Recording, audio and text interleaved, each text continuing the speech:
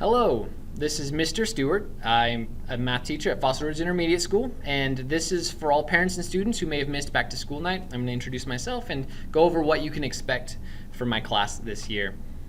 A little bit about me.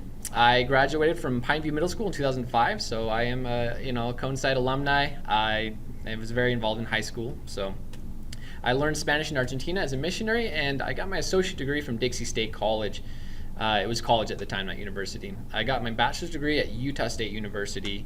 I got my bachelor's in mathematics education as a major, and I minored in Spanish education, or secondary education. I just barely completed my master's in education at Utah State University. It was a 2-year online master's course, and it was a lot of work, but I finally completed it. I received my master's degree in instructional technology and e-learning. So that's kind of teaching using technology, teaching e-learning, online learning, stuff like that.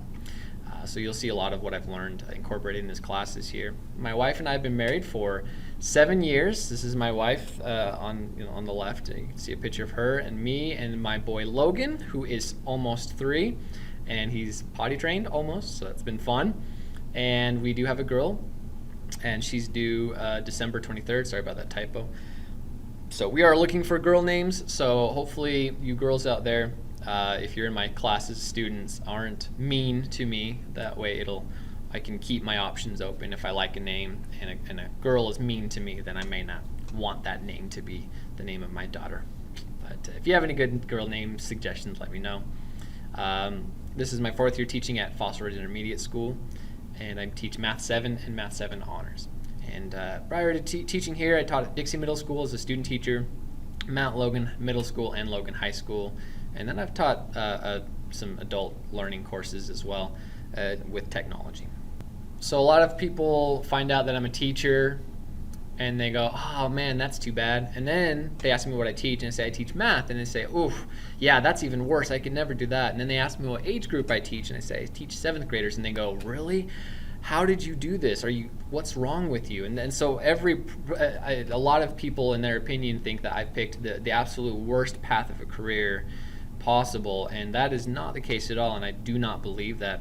I became a teacher because I'm passionate about learning. I'm passionate about seeing students achieve success and discover things about themselves and learn how to learn. I'm passionate about seeing students be able to take the stuff they learn in the math classroom and apply it in their real world to become better people and to make this community a better place. So I don't want to speak low or undercut anybody's career out there. If you choose to do something else with your life, clearly that's fine with me as well. But I do not believe I've settled to be a math teacher. I believe this is the place I want it to be. So just to read the quote, in a completely rational society, the best of us would be teachers, and the rest of us would have to settle for something less. Because passing civilization along from one generation to the next ought to be the highest honor and highest responsibility anyone could have. And I do believe that what we do here in this classroom can and will affect students in a positive way, so that our future in this country is brighter and better. I believe that we can make the difference as teachers for these students, and oftentimes we can reach students in a way that parents can't. Although I'm very supportive of parents and the way that they raise their children as well, but I believe that we do have the influence as teachers, and it's really cool to see that. I have a teacher from Utah State University who used to say that teaching is not brain surgery, it's much harder.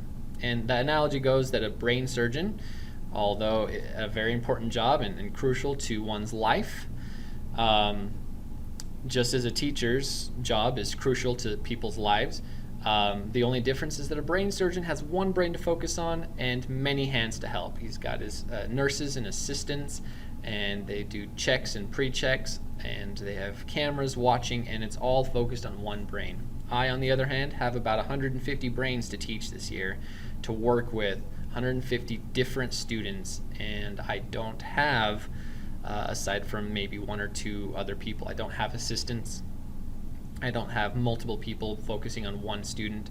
I'm one person focusing on 150 students. So clearly, between the two, I believe that being a teacher is much more challenging. So I didn't choose to be a teacher for the high pay. I didn't choose to be a teacher so I get my summers off we put in just as much time as anybody else when we work. And so don't let anybody lead you to believe that teachers put in less time and therefore deserve less pay. So I just have to toot the horn of the teachers. Teachers are great, and the teachers here at this school are phenomenal, and I'm lucky to be here. Okay, what will students experience this year? Well, students will be submitting their math homework and their math work through an online course found at schoology.washk12.org. Many sixth graders had an opportunity to start exploring this a little bit, but this is really the first year they're going to see this. I use a lot of technology, so it will be important for you to have some access to a computer at home. This may look different for some people. Some people may need to go to their friend's house to use a computer, or go to the public library to do homework, or use it on a mobile device of some kind. Just be aware that I understand some people's circumstances do not allow them to have a computer or internet access at home, but the future, at least the way that the students' futures are looking, are that they're going to be experiencing some sort of a career using technology of some kind. It's almost a requirement at this point, and so I'm going to continue exploring and using technology and helping students develop skills in technology.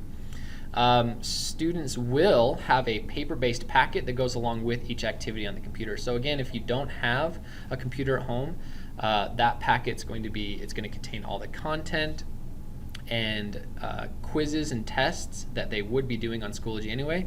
The only thing we can't put on there is videos, and there are a few video tutorials that they will just have to do in class, but we do provide some time in class to do homework as well. So students will demonstrate an understanding based on these assessments, and they will count towards the student's academic grade. So that's important to understand, that the quizzes and tests that you do take will count towards your academic grade. So a lot of students wonder about how they're going to be graded. Students will receive intervention or remediation if they fall behind deadlines or they're showing a misunderstanding based on the assessment. So as kids are going through it and I notice they're struggling, they'll receive intervention. That'll be in-class intervention, that'll be reach time intervention, that could be before or after school, extra help, or even during lunch. I kind of have an open door policy, so I'm willing to help out students who ask for help. I'm also going to try to help out students who don't ask for help, but I know need it. So sometimes I get a little bit of resistance. I know that I can help students out and hopefully give them a positive experience with math this year. Students will be given an effort grade based on self-evaluation and teacher evaluation. So they'll be doing a lot of assignments this year that won't count toward their academic grade, but they'll be able to self-assess to see where their effort is at, and they'll also be given an effort grade. And then students will be allowed to test out in certain subjects, and they'll be given extension activities. So students who get it and already show an understanding of the math will be allowed to be extended using, we call them performance tasks or real-world application tasks, where they get to explore the math in the real world, and that'll be very cool for them. We have 3 GVCs. GVCs stand for Guaranteed Viable Curriculum. And that's the curriculum that we can guarantee that each student will be able to walk away understanding this year. Many of them at different levels, but still showing some kind of understanding. We have 5 units total. You'll notice there's only 3 units shown here. The other 2 are what we call supportive content area units, meaning that they will receive extra instruction on the other 2 units in other times in their lives, and we will get to those units this year, but we cannot guarantee an understanding of them just because of time constraints. So we have time. We have identified the 3 main content areas that we know are the most crucial and most important for students to learn. Unit 1, they'll be learning about number systems, so students will understand and use the 4 operations: addition, subtraction, multiplication, and division, with rational numbers in real-world contexts. Unit 2 is about expressions and equations, so that's when you get to algebra, solve for x sort of thing, for those parents that remember that. Students will be able to represent and solve real-world algebraic expressions and equations.